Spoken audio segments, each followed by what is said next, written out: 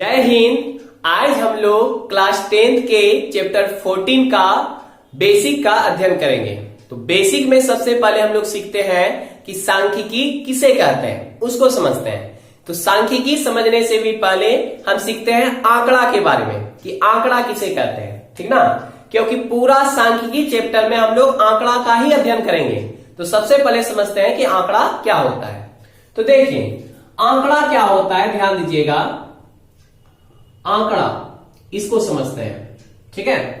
तो आंकड़ा किसे कहते हैं, जैसे हम आपसे बोलेंगे कि जैसे 5 स्टूडेंट आपके पास है, मतलब 5 स्टूडेंट है, उसका मैं पूछूंगा कि एज कितना कितना है। तो एज जैसे आप बोलिएगा तो पांचों का अगर एज मैं लिखूं तो ध्यान दीजिएगा। जैसे किसी स्टूडेंट का एज है 14 साल, किसी का है 15 साल, किसी का है 16 साल, किसी और स्टूडेंट का एज है 14 साल, किसी और स्टूडेंट का है 13 साल। तो 5 स्टूडेंट का मैंने एज लिखा। ये जो यहां पे एज लिखे तो एक संख्या का सूची तैयार हुआ ना, एक संख्या का क्या तैयार हुआ, सूची तैयार हुआ। इसी संख्या की सूची को ही हम लोग क्या कहते हैं, आंकड़ा कहते हैं। अगर आंकड़ा का कोई परिभाषा पूछे तो उसको बोल सकते हैं कि किसी निश्चित उद्देश्य को लेकर के जो भी हम लोग डाटा तैयार करते हैं, संख्या तैयार करते हैं, उसी को हम लोग क्या कहते हैं, आंकड़ा कहते हैं। अब आंकड़ा को ही कहा जाता है, ध्यान दीजिएगा, आंकड़ा को ही कहा जाता है चरमान, या इसी को कहा जाता है प्रेक्षण। आंकड़ा को ही कहा जाता है चरमान भी कहा जाता है, प्रेक्षण भी कहा जाता है और आंकड़ा भी कहा जाता है, ठीक है। अब बात आती है कि सांख्यिकी किसे कहते हैं। तो सांख्यिकी में हम लोग इन्हीं आंकड़ों के बारे में पढ़ते हैं। इन्हीं आंकड़ों का हम लोग एकत्रीकरण करते हैं, इन्हीं आंकड़ों का हम लोग वर्गीकरण करते हैं और इन्हीं आंकड़ों का हम लोग विश्लेषण करते हैं। एकत्रीकरण मतलब हुआ जमा करना, जैसे मैंने लिख दिया।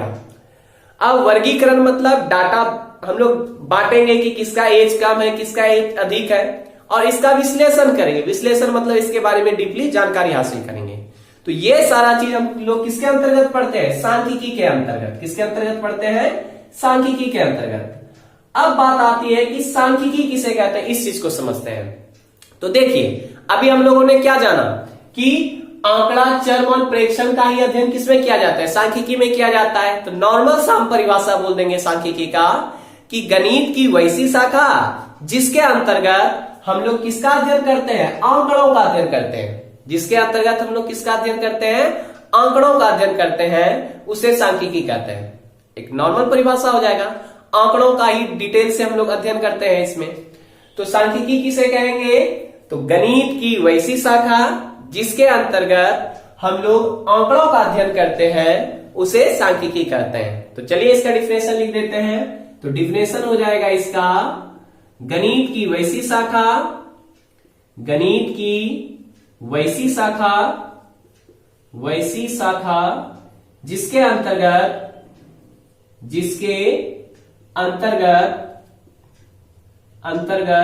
आंकड़ों का अध्ययन किया जाता है, आंकड़ों का अध्ययन करते हैं, अध्ययन करते हैं, उसे क्या कहते हैं, सांख्यिकी कहते हैं, उसे सांख्यिकी कहते हैं। और आप लोग ना साथ ही साथ नोट्स भी तैयार करते जाइएगा। इसको समझना तो है ही, साथ ही साथ आप नोट्स भी तैयार करते जाइएगा ताकि आपको रिवीजन करने में सहूलियत होगी। तो उसे सांख्यिकी कहते हैं। क्योंकि देखिए जिस चीज को आप देखते हैं वो बहुत ही कम याद रहती है आपको, लेकिन जब उस चीज को लिख लेते हैं तो आपको 80% तक वो याद रह जाएंगे, ठीक है। तो सीखते हैं माध्य ज्ञात करने के बारे में, यानी कि अवर्गीकृत आंकड़ों का माध्य कैसे निकालेंगे। तो सबसे पहले बात आती है अवर्गीकृत आंकड़ा क्या होता है। तो कोई भी डाटा सिर्फ कहीं से लेकर के लिख दिया जाता है तो उसे हम लोग कहते हैं अवर्गीकृत आंकड़ा। जैसे मैं कुछ आंकड़ा लिख रहा हूं, यहां पे आंकड़ा लिख रहा हूं, या इसी को कहा जाता है प्रेक्षण। तो कुछ आंकड़ा मैं लिख रहा हूं, जैसे कि सपोज डेट मान लीजिए कि किसी के घर में यानी परिवार में सदस्यों की संख्या, यानी कि किसी परिवार में कितने सदस्य हैं उसकी संख्या में लिख रहा हूं। जैसे किसी के परिवार में 3 सदस्य हैं, किसी के परिवार में 2 सदस्य हैं, किसी के परिवार में 5 सदस्य हैं, किसी के परिवार में 6 सदस्य हैं, किसी के परिवार में 3 सदस्य हैं, फिर 2 सदस्य हैं, 5 सदस्य हैं, 4 सदस्य हैं। ये आपका मैंने लिख दिया। तो सिर्फ डाटा लिया और मैंने लिख दिया, ठीक ना। तो इसे जो मैंने सिर्फ लिख दिया इस तरह से, इसमें कुछ भी मैंने कम और अधिक को नहीं लिया हूं, मैंने डायरेक्ट लिखते चला गया। तो इस प्रकार के आंकड़ा को ही हम लोग कहते हैं अवर्गीकृत आंकड़ा। क्या कहते हैं इसे? अवर्गीकृत आंकड़ा कहते हैं। और अवर्गीकृत आंकड़ा का ही हम लोग माध्य, माध्यक और बहुलक निकालेंगे। एक होता है आपका वर्गीकृत आंकड़ा, उसका हम लोग नेक्स्ट लेक्चर में सीखेंगे, ठीक है। तो आज हम लोग सीखेंगे अवर्गीकृत आंकड़ा का माध्य, माध्यक, बहुलक कैसे निकालते हैं, जो कि आपके लिए बेसिक होगा। तो चलिए देखते हैं। तो सबसे पहले हम लोग सीखते हैं माध्य निकालने के बारे में। माध्य, जिसको इंग्लिश में कहा जाता है मीन। तो देखिए माध्य कैसे निकाला जाता है। तो माध्य निकालने के लिए फॉर्मूला होता है, माध्य बराबर होता है सभी प्रेक्षणों का योग, सभी प्रेक्षणों का योग बटे प्रेक्षणों की कुल संख्या, बटे प्रेक्षणों की कुल संख्या, कुल संख्या होती है, ठीक है। तो सभी प्रेक्षणों का योग बटे प्रेक्षणों की कुल संख्या।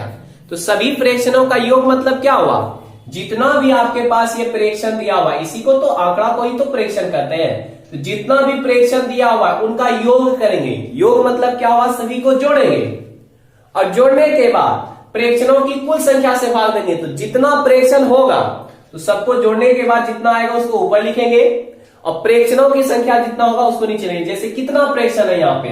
1 2 3 4 5 6 7 8 8 प्रेक्षण है। तो प्रेक्षणों की कुल संख्या हो गया 8, 8 से भाग दे देंगे। तो सबसे पहले क्या करेंगे? सभी प्रेक्षणों का योग करेंगे। तो जितना भी प्रेक्षण है सबको जोड़िए। तो जोड़िएगा तो क्या मिलेगा? 3 + 2 + 5 + 6 + 3 + 2 + 5 + 4 सबको जोड़ दिए और प्रेक्षणों की कुल संख्या से भाग देंगे। तो काउंटिंग कीजिए कितना प्रेक्षण है। तो प्रेक्षण है आपके पास 1 2 3 4 5 6 7 8, 8 से भाग दे देंगे। तो जोड़िए इसे, देखिए कितना होता है। तो 3 2 5, 5 5 10, 10 6 16, 16 3 19, 19 2 21, 21 5 26, 26 4 30। तो 30 हो गया बटे कितना हो जाएगा? 8 हो जाएगा। फिर से मैं जोड़ देता हूं। 3 2 5, 5 5 10, 10 6 16, 16 3 19, 2 21, 5 26 4 30, ठीक है। अब 30 में 8 से भाग दे दीजिए और पॉइंट में इसमें लाते हैं। तो 30 में 8 से भाग दीजिए, देखिए कितना आता है। तो 8 3 24 हो जाएगा, ठीक है। तो बचा कितना आपके पास? 6 बचा। अब पॉइंट देंगे तो यहाँ 0 आ जाएगा। अब खिलाइए तो 8 7 56 हो गया। बचा कितना? 4 बचा आपका। पॉइंट दिया हुआ 0 उतरेगा तो 8 5 40। तो ये खत्म हो गया। तो यानी कुल मिला के भाग देने के बाद कितना आया आपका? 3.75। तो ये 3.75 आपका क्या हुआ? आंसर हुआ। अब देखिए जरा सा, ये तो माध्य निकल गया, लेकिन बहुत बार ऐसा होगा कि जब आप भाग दीजिएगा तो ये खाते चला जाएगा। तो उस कंडीशन में क्या करना आपको? दशमलव के बाद सिर्फ 2 अंक लिखना है, ठीक है। में आपका क्वेश्चन आता है कि जैसे आपसे क्वेश्चन पूछ देगा और ये क्वेश्चन ऑब्जेक्टिव में पूछा जाता है। क्वेश्चन क्या आएगा आपके पास कि प्रथम पांच प्राकृत संख्या का माध्य ज्ञात करें। प्राकृत संख्या का माध्य ज्ञात करें, माध्य ज्ञात करें। तो इसको कैसे ज्ञात करेंगे? ध्यान दीजिएगा यहाँ पे। प्रथम 5 प्राकृत संख्या का माध्य निकालना है। तो सबसे पहले आपको प्रथम 5 प्राकृत संख्या लिखना है। प्राकृत संख्या कहां से शुरू होती है? तो 1 से लेकर गिनती की सभी संख्या को क्या कहते हैं? प्राकृत संख्या कहते हैं। तो देखिए, तो सबसे पहले हम लोग लिख देंगे प्राकृत संख्या। प्राकृत संख्या क्या क्या है आपके पास? तो 1 है, 2 है, 3 है, 4 है, 5 है। तो प्रथम 5 बोल रहा था तो प्रथम 5 प्राकृत संख्या ले लिए। अब इसका हम लोग क्या निकालेंगे? माध्य निकालेंगे। तो माध्य बराबर फॉर्मूला पहले लिख देंगे यहाँ पे कि सभी प्रेक्षणों का योग बटे प्रेक्षणों की कुल संख्या। फॉर्मूला लिख के इसके बाद मान पुट कर देंगे। तो सभी प्रेक्षणों का योग, तो टोटल को जोड़ दीजिए। तो जोड़िएगा तो मिलेगा 1 + 2 + 3 + 4 + 5 बटे कुल संख्या से भाग दे दीजिए। तो कुल कितना संख्या था? 1 2 3 4 5 7, 5 से भाग दे दीजिए। तो इसको जोड़िए जरा सा, जोड़िए तो 1 2 3 3 3 6 6 4 10 10 5 15। तो 15 बटे 5 हो गया। और 5 से 15 को कटाएंगे कितना मिलेगा आपके पास? 3। तो ये 3 आंसर हो गया। उसी तरह से पूछता कि प्रथम 8 पूर्ण संख्या का माध्य ज्ञात कीजिए। पूर्ण संख्या का पूछता तो यहाँ पे पहले लिखते पूर्ण संख्या। पूर्ण संख्या अगर प्रथम 8 बोलता आपसे, 8 पूर्ण संख्या, तो पूर्ण संख्या कहां से शुरू होती है? जीरो से ना, तो जीरो से लेके गिनती की सभी संख्या को हम लोग क्या कहते हैं, पूर्ण संख्या कहते हैं। तो जीरो से चलिए आगे बढ़ते हैं। तो 0 1 2 3 4 5 6 7 8, प्रथम 8 पूर्ण संख्या। तो काउंटिंग कीजिए, देखिए 8 हो गया होगा। 1 2 3 4 5 6 7 8 हो गया। इसका माध्य निकालना है, तो माध्य निकालने के लिए हम लोग क्या फॉर्मूला लगाएंगे बताइए, सभी प्रेक्षणों का योग बटे प्रेक्षणों की कुल संख्या। पहले फॉर्मूला लिख दीजिएगा, इसके बाद बनाइएगा। वैसे ऑब्जेक्टिव में तो आपको फॉर्मूला लिखने की जरूरत है नहीं, तो ऐसे सॉल्व करेंगे हम लोग। तो पूर्ण संख्या, तो सभी को जोड़िए, प्रेक्षणों की कुल योग, प्रेक्षणों का कुल योग ना होता है, तो जोड़ो सबको। तो 0 + 1 + 2 + 3 + 4 + 5 + 6 + 7 जोड़ दिए, और बटे प्रेक्षणों की कुल संख्या से भाग देंगे। प्रेक्षणों की कुल संख्या कितना हो गया, 8 है, तो 8 से भाग दे देंगे। तो जोड़िए इसको जरा सा, तो ये हो जाएगा, जोड़ो इसको, 0 में 1 जोड़ेगा, 1 2 3 3 3 6 6 4 10 10 5 15 15 6 21 और 21 7 28 हो गया। तो 28 में 8 से भाग दे देंगे। तो भाग दीजिए तो 28 में 8 से, तो 28 में जब आप 8 से भाग दीजिएगा तो खिलाइएगा कितना बार में, तो 8 या 24 खिलाइएगा, तो बचेगा 4, पॉइंट दीजिएगा, 0 आएगा, 8 पंचे 40, खत्म हो गया ना आपका। तो हुआ कितना, 3.5, तो ये 3.5 आपका आंसर हो गया। और सवाल के अलावा अगर कोई भी रफ कार्य हो ना, तो उसको आप कॉपी के पीछे किया कीजिए, ठीक है। तो चलिए, इस तरह का मैं एक सवाल दे रहा हूं, उसको आप कमेंट में उसका आंसर बताइएगा, ठीक है। कमेंट में आप उसका आंसर बता दीजिएगा। तो क्वेश्चन आपके लिए छोड़े जा रहा हूं मैं। तो क्वेश्चन है आपके पास कि चर मान कहिए। हाँ, एक चीज और सीख लीजिए जरा सा, ध्यान दीजिएगा। माध्य को ही हम लोग कहते हैं, ध्यान दीजिएगा, यहां पे माध्य को ही कहा जाता है औसत। क्या कहा जाता है इसे, औसत कहा जाता है, ठीक है।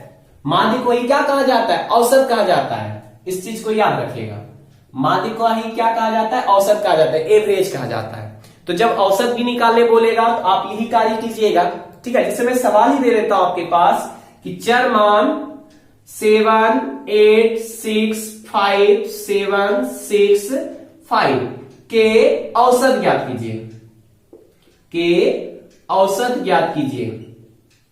औसत ज्ञात कीजिए। तो औसत बोले या आपको माध्य बोले, दोनों बात एक ही है। तो इसका आंसर आप नीचे कमेंट कर दीजिएगा। मिलते हैं नेक्स्ट वीडियो में, तब तक के लिए जय हिंद।